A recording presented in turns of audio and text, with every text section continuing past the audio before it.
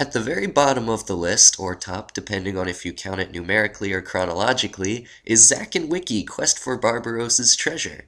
It was developed and published by Capcom in 2007 as a Wii exclusive. Basic plot: Zack's the pirate, Wiki's the flying monkey that turns into a bell with the power to turn living things into inanimate objects.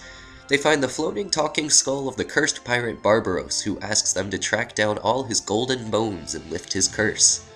Each level requires you to solve a puzzle to reach a chest at the end containing one of the bones.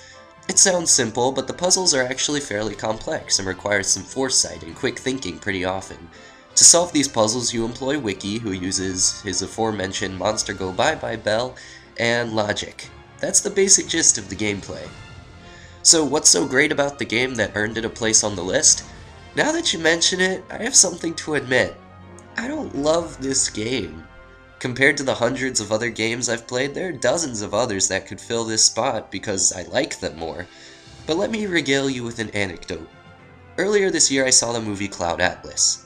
Overall I enjoyed it. Some of the characters were more enjoyable to watch than others, and a few directorial choices kinda peeved me. I didn't dislike the movie, nor did I love it, but I haven't been able to stop thinking about it ever since I left the theater. I think there's something to say about entertainment that sticks with you after you see it. If a documentary bothers you hours after you see it, that's good, it makes you want to change things. That's how entertainment can broaden your mind and shape you as a person. The faults with Zack and Wiki lay mostly in its gameplay and ambition. I'm often an avid defender of the Wii's motion controls, and for the time these controls were innovative. But with age they've become rusty in the shadow of Wii Motion Plus. And if you want to know what I mean by ambition, just look at two of the more annoying levels in the game, the ship of your nemesis pirate Rose and Barbaros Land. Those mild complaints aside, the design is absolutely impeccable. I dare say you cannot find more creative puzzles in many other games. Every level has a gimmick that changes the way you have to approach the problem.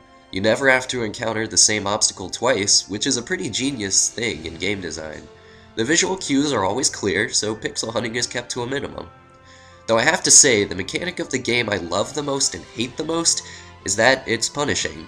If you set up your solution in the wrong order or forget a step, you have to accept the consequences and start all over.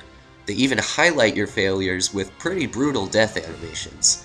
I love this because it makes you think more, whereas in most games you can get by if you just throw luck into it enough times. I also hate the mechanic, because even though each level is its own self-contained gem, the later levels can get pretty long and it's brutal to lose that much progress over a simple error. In essence, this game is everything I could ever ask for in a puzzle game. Its execution is almost entirely flawless, the characters are endearing, the art style is gorgeous, the music is atmospheric, and the plot picks up towards the end and leaves a thought-provoking, ambiguous ending. For all those reasons alone, it's enough to warrant a space on my countdown. The game itself might be disappointing at times, but I can always respect what it is at the core.